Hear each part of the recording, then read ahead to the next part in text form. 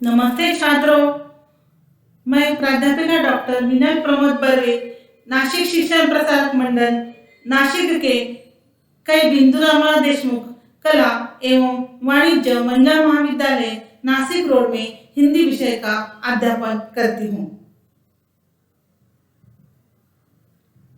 छात्रों, आज हम कात्यायनी की हॉकी खेलती लड़कियां इस कविता का अध्ययन करने वाले हैं। सबसे पहले हम कात्यायनी का परिचय देखते हैं। समकालीन कवयित्री में कात्यायनी का नाम प्रमुखता से लिया जाता है। कात्यायनी का व्यक्तिगत जीवन अत्यंत संघर्षपूर्ण रहा है। वे एक सक्रिय सामाजिक कार्यकर्ता हैं। वे आज भी मजदूर संगठनों तथा स्त्रियों से संबंधित मुद्दों पर सक्रिय भागीदारी निभाती है। इनका जन्म 7 मई 1959 ईस्वी को गोरखपुर उत्तर प्रदेश में हुआ है। इन्होंने एमए एमफिल हिंदी की उपाधि प्राप्त की है। इनकी कविताओं में चिंतन, वैचारिकता और प्रतिबद्धता के दर्शन होते हैं। इनकी स्त्री विषयक कविताएं हिंदी कविता में अपना विशिष्ट स्थान रखती हैं। विगत 24 वर्षों से विभिन्न पत्र पत्रिकाओं में राजनीतिक, सामाजिक, सांस्कृतिक विषयों पर स्वतंत्र लेखन कर रही हैं। इनकी कविताएं हिंदी की अधिकांश पत्र पत्रिकाओं में प्रकाशन तथा कुछ कविताएं अंग्रेजी, पंजाबी, मराठी, गुजराती में अनुदित प्रकाशित हो रही हैं। इनकी आधा दर्जन कहानियां प्रकाशित हो चुकी हैं। उनके कविता संग्रह है चेहरों पर आज, 7 भाइयों के बीच चंपा, इस पौरुषपूर्ण समय में जादू नहीं कविता, फुटपाथ पर कुर्सी, रात अंधेरे की बारिश में आदि इनके कविता संग्रह है। निबंध है दुर्ग द्वार पर दस्तक, श्री कृष्ण विषयक निबंधों का ये संकलन है। इस प्रकार कात्यायनी का परिचय है छात्रों। वह एक समकालीन कवित्री है, अर्थात 1960 के बाद जो लेखक या कवि हुए उनको समकालीन कहा गया है। उनका व्यक्तिगत जीवन बहुत संघर्षमय रहा है। हमेशा उन्होंने मजदूर संगठन, स्त्रियों के संबंध में सक्रिय भागीदारी की है।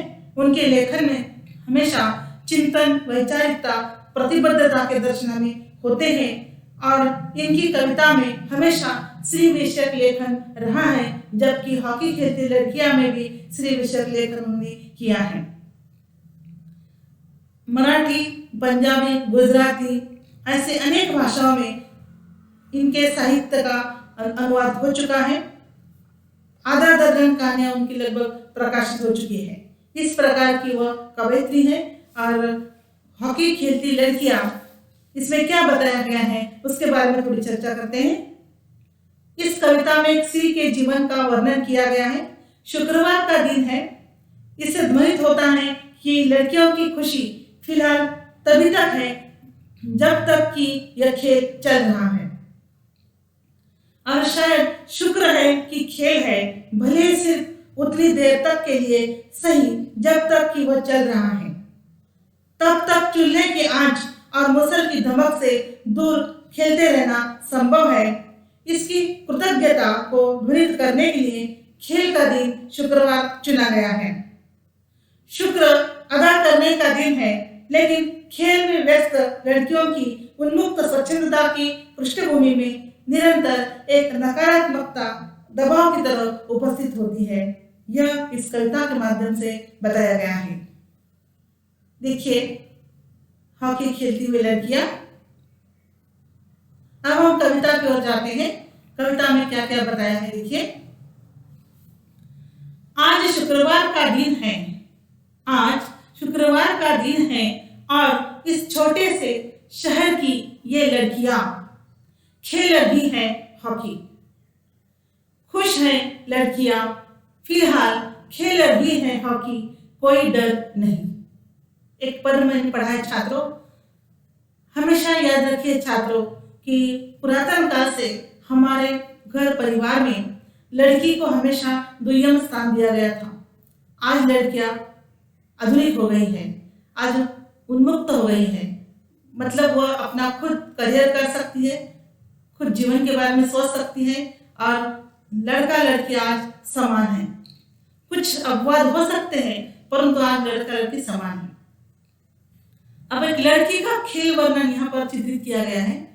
देखिए, जो लड़कियां खेलती हैं उसका वर्णन, वो हॉकी खेल रही हैं, इसलिए उन पर कोई बंधन नहीं है। 7 के पहले घर में आओ, या इस प्रकार का काम करो, या ऐसा नहीं रहना है, ऐसा नहीं जीना है, ऐसा कुछ नहीं है। ये थोड़ी आधुनिक स्त्री है, आधुनिक लड़की है। अब वो क्या कर रही है? खेल रही है, खुश है, क्योंकि करियर उसका विकसित हो रहा है। खेल रही है हॉकी, खुश है लड़कियां फिलहाल। अभी तक तो सारी लड़कियां हॉकी खेल रही है, इसलिए वो खुश हैं। खेल रही है हॉकी, कोई डर नहीं। लड़की होने का किसी को कोई डर नहीं है, नहीं तो हमेशा लड़कियों के मन में एक प्रकार का डर पैदा होता है कि हम लड़की हैं, कैसे करेंगे। ये भावना जुड़ी रहती है, जो आप में भी आज तक जुड़ी है छात्रों। लेकिन ये खेलने वाली लड़कियां हैं, उन्मुक्त है, मदमस्त है, अपने में खोई हुई है, डूबी हुई है, और वो क्या कर रही है?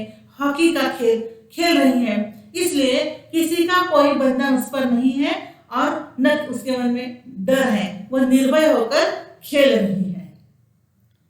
फिर कविता कहती है, बॉल के साथ दौड़ती हुई, हाथों में सादे स्टिक। बॉल के साथ दौड़ती हुई, हाथों में सादे स्टिक। वे हरी घास पर तैरती है, वे हरी घास पर तैरती है, चूल्हे की आंच से, मुसल की धमक से दौड़ती हुई बहुत दूर आ जाती है, बहुत दूर आ जाती है। हमेशा आपने घर में भी देखा होगा छात्रों कि लड़का है तो वो बाहर के काम करेगा, लड़की है तो वो घर के काम करेगी। इस प्रकार की धारणा समाज में हमेशा बनी रही है।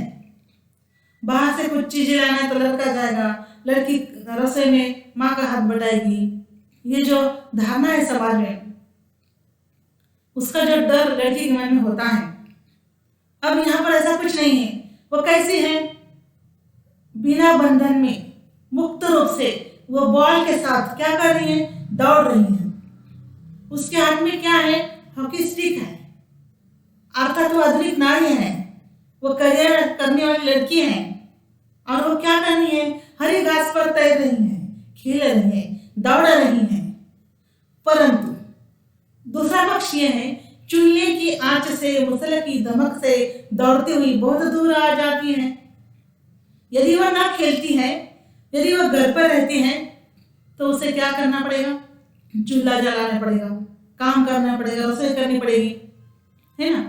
और घर वालों की धाक धपट जो होती है, डर एक प्रकार का, लाठी लेकर पीछे पड़ना, वो जो स्थिति होती है, मारकाट की जो स्थिति है, बड़े भाई का हो, माता पिता का हो, घर वालों का और किसी व्यक्ति का हो, इससे वो दूर है। इसलिए वो कहाँ पहुंची है? खेलने के लिए आई है। दो पक्ष है इस पद में, एक है घर गृहस्थी में रहने वाली लड़की और दूसरी है करियर करने वाली लड़की, या यहाँ पर खेलने वाली लड़की। वो घर में नहीं है, चूल्हे के आंच में वो काम नहीं कर रही है, न किसी की डांट डपट के मारे वह दबकी हुई है, बल्कि वो उन्मुक्त है, मदमस्त है, खेल में डूबी हुई है। उसके हाथ में हॉकी का स्टिक है और वह इन घर की परिस्थिति से बहुत दूर आ चुकी है। और इसलिए कवित्री कहती है कि वो कैसी है? आधुनिक है। वह नारी या लड़की वो कैसी है? आधुनिक है। फिर आगे क्या क्या है देखिए, वहां इंतजार कर रहे हैं, वहां इंतजार कर रहे हैं उन्हें देखने आए हुए वर पक्ष के लोग। वहां अम्मा बैठी राह तकती है, वहां अम्मा बैठी राह तकती है कि बेटियां आए तो संतोषी माता की कथा सुनाए और वे अपना व्रत तोड़े। कितनी अपेक्षाएं, इच्छा, आकांक्षाएं लड़की के प्रति घर वालों के मन में होती है, इसका वर्णन यहाँ पर छात्रों किया हुआ है। देखिए, हमेशा जब लड़की घर से बाहर निकली है, जब वह घर आएगी तो उसके साथ किस प्रकार का वर्तन किया जाता है? कोई उसका इंतजार कर रहा है, वर पक्ष ने उसकी शादी तय करने वाले हैं और इसलिए लड़के लोग उसको देखने के लिए आए हुए हैं। घर में अम्मा है, वो उसका इंतजार कर रही है, ताकनाई में देख रहे हैं, इंतजार कर रही है कि बेटी घर में आएगी, उसको मैं संतोषी माता की कथा सुनाऊंगी और अपना व्रत खत्म करूंगी। कितनी अपेक्षा होती है लड़की के प्रति छात्र, जो समाज में हमेशा रही है। आप भी एक छात्र है, लड़की है, आप भी जिस समाज में जी रहे हैं, आप भी देख रहे हैं अपने अड़ोस पड़ोस में किस प्रकार की घटनाएं होती है, या आप खुद भी भुगत रही है एक लड़की होकर। एक तरफ आधुनिक लड़की है, दूसरी तरफ जो वर्णन हो रहा है वह एक चौकट में बंधी हुई लड़की है। यहाँ लड़की जब वापस आती है घर में, तो सब उसका इंतजार कर रहे हैं। घर में उसे देखने के लिए कोई आया है, जो कि लड़का हो, वर पक्ष के लोग हो। अम्मा भी चाहती हैं बेटी घर में आएगी तो उसे संतोषी माता की कथा सुनाएंगे और अपना व्रत खत्म करेंगे, परंतु लड़की खेल रही है। अगला पद देखते हैं। अब लड़की खेलने के लिए गई है तो घर के लोगों पर क्या क्या असर होता है, उसका चित्रण कात्यायनी ने यहाँ पर किया है। देखिए छात्रों, वहां बाबूजी प्रतीक्षा कर रहे हैं, वहां बाबूजी प्रतीक्षा कर रहे हैं दफ्तर से लौटकर पकौड़ी और चाय की। दफ्तर से लौटकर पकौड़ी और चाय की वहां भाई घूम घूम कर लौट आ रहा है चौराहे से, जहां खड़े हैं मोहल्ले के शोहरे। रोज की तरह लड़कियां हैं कि हॉकी खेल रही हैं। एक लड़की होने के कारण उसको क्या क्या भुगतना पड़ता है, और जब वह आधुनिक हो रही है, अपने जीवन के प्रति सतर्क है, तो समाज में उसे किस प्रकार का स्थान दिया जाता है या समाज उसके साथ कैसा वर्तन करता है, इन बिंदुओं से भी कवित्री ने छुआ है। देखिए छात्रों, पहले बताया था अम्मा के बारे में, वरपक्ष के बारे में, अब यहाँ बताया है कि उसके जो बाबूजी हैं, प्रतीक्षा इंतजार करना। उसके बाबूजी भी दफ्तर से घर में लौटे हैं और इंतजार कर रहे हैं उसका, और लड़के घर में आने के बाद पकौड़ी और चाय मिल जाएगी। इस प्रकार की धारणा उनकी बनी हुई है, चिंता में डूबे हुए हैं। उसी प्रकार भाई भी बार बार घर मोहल्ले के चौराहे पर जाकर देख रहा है कि जहां उस चौक में, चौराहे में कुछ नौजवान सौदे, नौजवान लड़के खड़े हैं रोज की तरह, जो आने जाने वाली लड़कियों को छेड़ते हैं। इसलिए लड़की के इंतजार में, उसकी चिंता में डूबे हुए परिवार के सदस्य उसका इंतजार कर रहे हैं, और भाई बार बार चौक में जाकर देखते आ रहा है कि लड़की अपनी बहन आई है या नहीं। परंतु यहाँ लड़कियां क्या कर रही हैं? हॉकी का खेल खेल रही हैं। फिर देखते हैं आगे। लड़कियां पेनल्टी कॉर्नर मार रही हैं, लड़कियां पेनल्टी कॉर्नर मार रही हैं, लड़कियां पास दे रही हैं, लड़कियां गोल गोल चिल्लाती हुई बीच मैदान की ओर भाग रही हैं। लड़कियां एक दूसरे पर ढह रही हैं, एक दूसरे पर ढह रही हैं, एक दूसरे को चूम रही हैं और हंस रही हैं। इस पद में कात्यायनी ने बिना बंधन में उन्मुक्त रूप से, मुक्त रूप से व्यवहार करने वाली लड़कियों का वर्णन किया है। देखिए, जो लड़कियां सारी खेल रही हैं, वो अपने खेल में डूबी हुई हैं, मन लगाकर खेल रही हैं। घर की परिस्थिति अभी हमने देखी है, सब इंतजार कर रहे हैं क्या क्या हो रहा है, परंतु यहाँ लड़कियां क्या कर रही हैं? पेनल्टी कॉर्नर मार रही हैं, जो खेल में होता है। एक दूसरे पास दे रही हैं, आगे आगे बढ़ रही है खेलने में। गोल होता है, तुरंत चिल्लाती है। उन्होंने अपनी मंजिल हासिल की है, गोल किया है, उन्होंने अपने जीवन की मंजिल मानो हासिल की है, और इसलिए गोल गोल में चिल्ला रही हैं, बीच के मैदान में भागती आ रही हैं। सारी लड़कियां एक दूसरे पर ढह रही हैं, एक दूसरे पर चूम रही। क्यों? खुशी का माहौल है, बड़े आनंद में हुआ है, क्योंकि गोल हुआ है, और इसलिए खुशी के मारे एक दूसरे को गले मिलना, चूम लेना, ये सारी हरकतें होती है। हंसना, कूदना, छलांग लगाना, ये जो सारे आनंद व्यक्त करने की, खुशियां व्यक्त करने के माध्यम होते हैं, उसी प्रकार ये लड़कियां भी लड़कों की तरह अपनी भावनाएं यहाँ व्यक्त कर रही हैं। फिर क्या होता है, लड़कियां फॉल खेल रही हैं, लड़कियां फॉल खेल रही हैं, लड़कियों को चेतावनी दी जा रही है, लड़कियों को चेतावनी दी जा रही है और वे हंस रही हैं कि यह जिंदगी नहीं है, यह जिंदगी नहीं है, इस बात से निश्चिंत है। लड़कियां हंस रही हैं रेफरी की चेतावनी पर, हंस रही हैं रेफरी की चेतावनी पर। खेलते खेलते लड़कियों को जब पता चलता है कि यह कुछ निर्णायक क्षण आ गया है, ऐसे समय लड़कियों को उत्साह बढ़ाने के लिए चेतावनी दी जाती है। अपने पक्ष की लड़कियां हैं तो नाम लेकर पुकारते, भागो भागो, दौड़ो दौड़ो, ये लगाओ वो लगाओ, पास आ रही है, ऐसे उत्तेजनात्मक जो भाषा होती है वो भाषा यहाँ पर अव्यक्त होती जा रही है। इसलिए लड़कियां हंस रही हैं। ये उनकी जिंदगी नहीं है, वो निश्चिंत है क्योंकि वो खेल रही हैं, हंस रही हैं। उन्हें बार बार चेतावनी मिल रही है, फिर भी वह खुश है, चेतावनी में डूबी हुई है, आनंद उठा रही हैं, खुश हैं।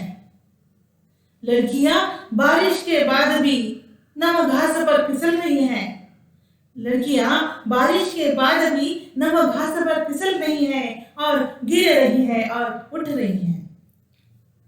यहाँ कोई भेद नहीं है। जब कोई खेल खेलते हैं, ये लड़की और लड़का, ऐसा कोई भेद नहीं होता है।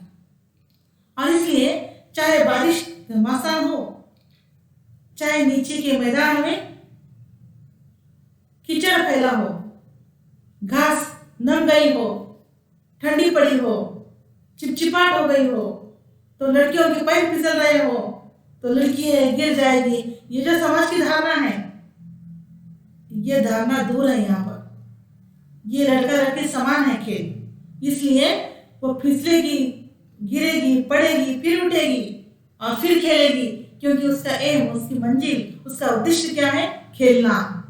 इसलिए कहा है कि वो गिर रही है, उठ रही है और अपने खेल का आनंद उठा रही है। वे लहरा रही हैं, वे लहरा रही हैं, चमक रही हैं और मैदान के अलग अलग मोर्चों में रह रहकर उमड़ घुमड़ रही हैं। क्या कर रही लड़कियां?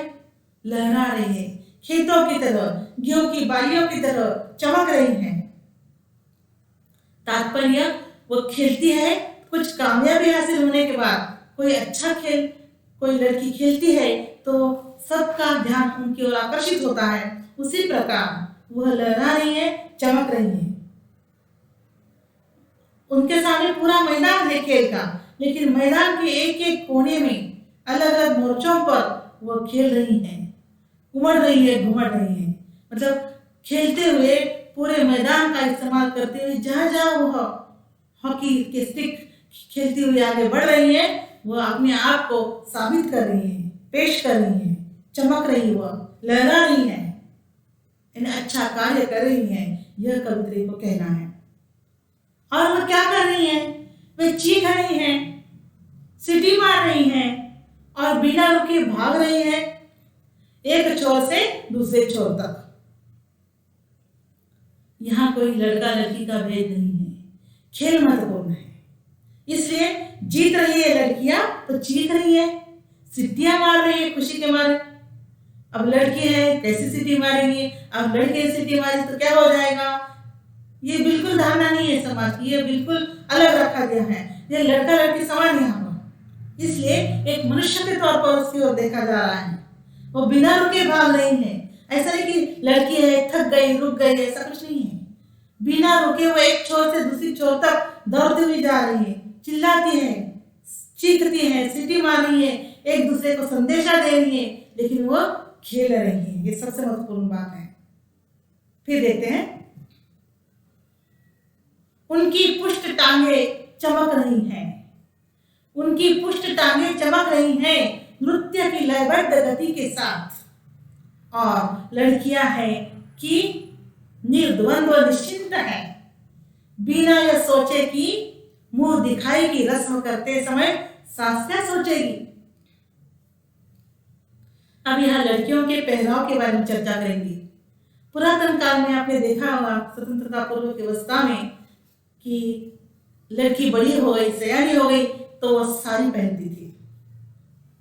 आज कहो आधुनिक काल में लड़की सयानी हो गई तो साड़ी पहनो, पहनेगी क्या लड़कियां? नहीं पहनती हैं। जमाना बदल गया है, पाश्चात्य अनुकरण हो गया है। पुरातन काल में पूरे तन को ढककर वस्त्र पहने जाते थे। ये महत्वपूर्ण है। और इसलिए जब आपने किसी किसी समाज में देखा होगा कि लड़की की शादी हो गई तो वो घूंघट लेती है ना, अपना सिर ढक लेती है पल्लू से। और शादी ब्याह में ये भी प्रसंग आपने देखा होगा कि बहू का मुख देखा जाता है घूंघट दूर करके। ऐसे भी एक कार्यक्रम होता है शादी ब्याह में। अब इतना सब कुछ है हमारे समाज में, यहाँ तो शॉर्ट कपड़े पहने हुए लड़कियां खेल रही हैं, इसलिए कम कपड़े पहने वो खेल रही लड़कों की तरह उनकी टांगे तो चमक रही हैं। वो इधर उधर दौड़ती है तो मानो वो नृत्य कर रही है जैसे। परंतु लड़कियों को मालूम नहीं है कि हमारी टांगे चमकती हैं, हम नृत्य करते हैं। मालूम नहीं, मतलब वो इतनी खेल में निमग्न है, डूबी हुई है, निश्चिंत है, कहीं कोई परंपरा के रूढ़ी के बंधन पर नहीं है। परंतु सास क्या सोचेगी, ये प्रश्न किया है कात्यायनी ने। स्त्री के जीवन में किस प्रकार का जीना होता है, इसका चित्रण यहाँ पर है। खेलने वाली लड़कियां निश्चिंत है, निर्द्वंद्व है, उसे किसी से लेना देना नहीं है, वह अपने खेल में निमग्न है। वह कुछ नहीं सोचती है कि सास क्या सोचेगी या मुंह दिखाई की रस्म करते समय क्या हो जाएगा, हम ऐसे आधे कपड़े में घूम रहे हैं, ऐसा कुछ नहीं है, क्योंकि वह खेल में डूबी है। इसी तरह खेलती रहती लड़कियां निसंकोच, निर्भीक, दौड़ती भागती और हंसती रहती इसी तरह, और हम देखते रहते उन्हें। बहुत महत्वपूर्ण बात कात्यायनी ने कही है। बिना किसी संकोच किए, बिना किसी डर के आत्मनिर्भर लड़कियां खेल रही हैं, निर्भीक, बिना किसी से डरे हुए। सारी लड़कियां हॉकी का खेल खेल रही हैं, दौड़ रही हैं, भाग रही हैं, हंस रही हैं, और हम सब उन्हें देख रहे हैं कि लड़कियां कैसे खेल रही हैं। उदारता है छात्र यहाँ पर। ऐसी दृष्टि होनी चाहिए कि हम खेल देख रहे हैं, लड़कियों को नहीं। ये सबसे महत्वपूर्ण बात है, ये उदारता है।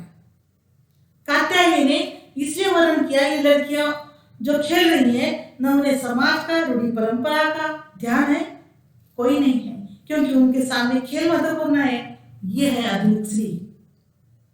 इसका वर्णन कात्यायनी ने यहाँ पर किया है। देखते आगे फिर क्या होता है। पर शाम है कि होगी ही, पर शाम है कि होगी ही, रे भरी है कि बाज नहीं आएगा। सीटी बजाने से और स्टिक लटकाए हाथों में एक भीषण जंग से निपटने की तैयारी करती लड़कियां लौटेंगी घर। जो सुबह से शाम तक लड़कियां खेलती रही,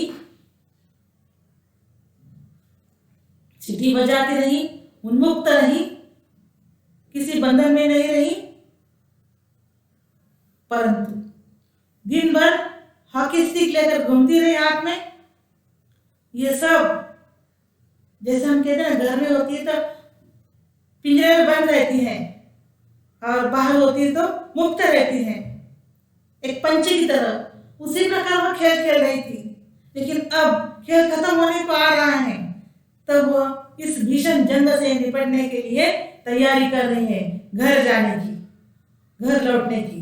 सब लड़कियां खेल होने के बाद उस खुशियों से दूर होकर, अपनी मंजिल से दूर होकर अपने वापस घर पर लौटने वाली है।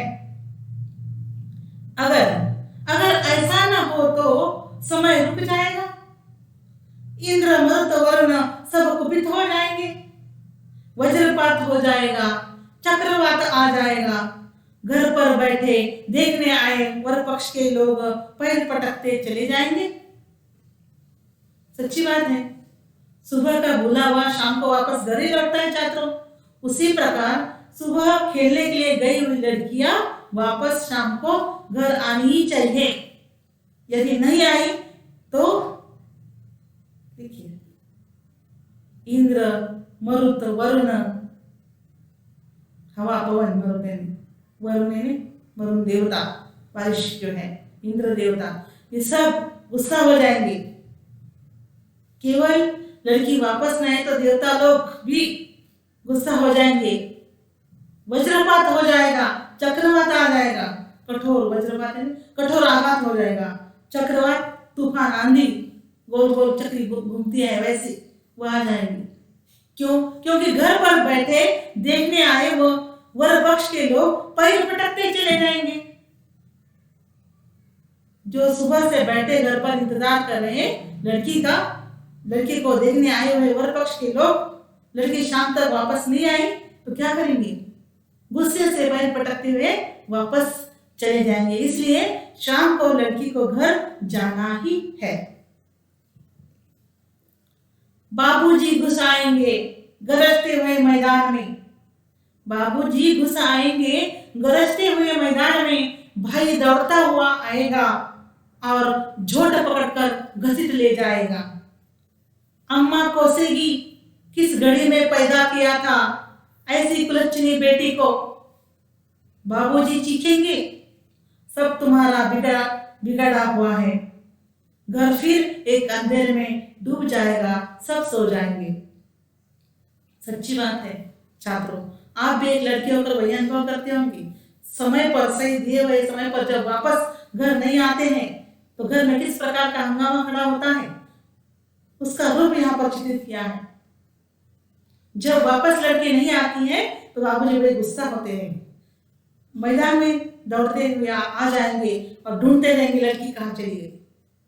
भाई भी आएगा दौड़ता हुआ, वो भी ढूंढता रहेगा लड़की बहन को, और जब कहीं मिल जाती है तो उसकी चोटी पकड़कर उसको घर ले आएगा घसीट कर। देखिए कितना बड़ा असर होता है। देखिए, और लड़का देर से घर आए तो क्या होता है? कुछ नहीं होता। ये बहुत महत्वपूर्ण है छात्रों, ध्यान में रखिए। अम्मा कोसेगी किस घड़ी में पैदा किया था ऐसी कुलच्छनी बेटी को, जो सही समय पर वापस घर पे नहीं आ रही है, जो देरी से आ रही है, जो सबको इंतजार करवा रही है, ऐसी बेटी। जब कभी बेटी ने गलत काम किया है तो अम्मा को ऐसा लगता है बेटी न होती तो अच्छा होता। कुलच्छनी कहा है उसको, कुल को कलंकित करने वाली कुलच्छनी है। पिताजी बाबूजी चीखेंगे, चिल्लाएंगे और कहेंगे पत्नी को, माता को कहेंगे कि तुम्हारा ही बिगड़ा हुआ काम है, तुमने ही लड़की को बिगाड़ा है। आपको पता है जब कभी ऐसे गलत काम होते हैं तो माँ को ही कोसा जाता है कि तुमने अच्छे संस्कार नहीं किए इसलिए लड़की बिगड़ गई। संस्कारों का ठेका छात्रों सब माँ ने ले रखा है क्या? पिता ने भी कुछ लेना चाहिए ना। लड़का लड़की समान है तो माता पिता भी समान है, बहुत महत्वपूर्ण बात है। लेकिन सब हमारी परंपरा कैसे कहती है, माँ को सब दोष देते हैं। इसलिए घर फिर एक अंधेरे में डूब जाएगा और सब सो जाएंगे। पूरा घर का माहौल बदल जाएगा, ऐसे माहौल से अंधेरा हो जाएगा, सब चुप्पी सारे बैठे रहेंगे, कोई किसी के साथ बात नहीं करेगा, सब सो जाएंगे।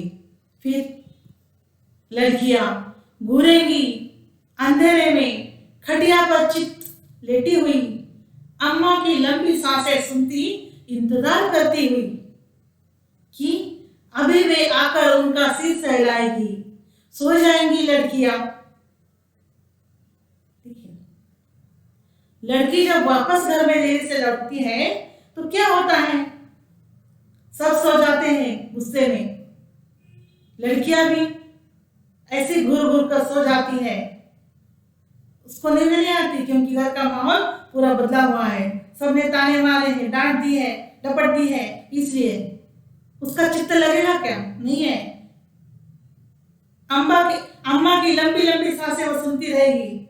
लड़की इंतजार करती हुई कि अभी भी आकर उसका सिर सहलाएगी। उसे नींद नहीं आ रही है, वो चिंता में डूबी हुई है लड़की।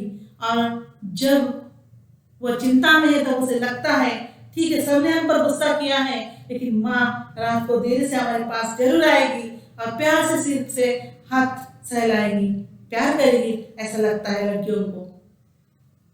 फिर सो जाएंगी लड़कियां। अपेक्षा देखो किस प्रकार की होती है। माँ और बेटी का रिश्ता देखो किस प्रकार का होता है। सबसे महत्वपूर्ण बात है, सो जाएंगी लड़कियां सपने में दौड़ती हुई बॉल के पीछे, स्टिक को साधे हुए हाथों में पृथ्वी के छोर पर पहुंच जाएगी और गोल गोल चिल्लाती हुई एक दूसरे को चूमती हुई लिपट कर धरती पर गिर जाएगी। जब माँ का प्यार, माँ का साया उस पर रहता है तो उसमें एनर्जी, ऊर्जा और बढ़ती है और लड़की और आगे जा सकती है। यह वर्णन यहाँ पर किया हुआ है। जब माँ उसको प्यार से सहलाएगी तब वो सो जाएगी लड़कियां और सपना देखती रहेगी कि वो कैसे ऊंची ऊंची जा रही खेलते हुए, कैसे वो बॉल के पीछे दौड़ती है, कैसे हाथ में स्टिक लेकर पृथ्वी के इस छोर से लेकर उस छोर तक दौड़ती है और गोल गोल चिल्लाती है और फिर वो आगे बढ़ती जाएगी। उसमें जीवन, करियर करती बढ़ेगी आगे। एक दूसरे को चूमेगी, लिपट कर धरती पर आ जाएगी, गिर भी जाएगी धरती पर। किसके कारण? एक प्रेम के कारण, प्यार के कारण, माँ के स्नेह के कारण। लेकिन कहने का तात्पर्य है, लड़की जब आगे बढ़ रही है तो उसको प्रेरणा देना बहुत आवश्यक है। लड़की जब आगे बढ़ती है तो घर परिवार के सभी सदस्य ने तुम आगे बढ़ो, हम तुम्हारे साथ हैं, ये हौसला देना बहुत जरूरी है। हॉकी खेलती हुई लड़कियां इस कविता के माध्यम से कवयित्री यही बताना चाहती है, आधुनिक लड़कियां अपना करियर करना चाहती हैं, आगे बढ़ना चाहती हैं। उसी प्रकार घर वालों ने उसके साथ होना चाहिए, न कि रूढ़ी परंपरा के साथ डटे रहना चाहिए। बिल्कुल नहीं है। हमेशा उसके साथ यदि रहते हैं तो लड़कियां इस पूरे जीवन का आनंद उठा सकती है। ये इस कविता के माध्यम से बताया गया है। इस कविता पर इस प्रकार के प्रश्न हो सकते हैं छात्रों। हॉकी खेलती लड़कियां, इस कविता का भावार्थ लिखिए। दूसरा प्रश्न है, हॉकी खेलती लड़कियां, इस कविता में श्री जीवन का चित्रण किया है, स्पष्ट कीजिए। प्रश्न दोनों वही है, भावार्थ जो लिखेंगे उत्तर दूसरे प्रश्न का भी वही है, क्योंकि पूरी कविता में ही श्री जीवन का चित्रण किया गया है। छात्रों, धन्यवाद।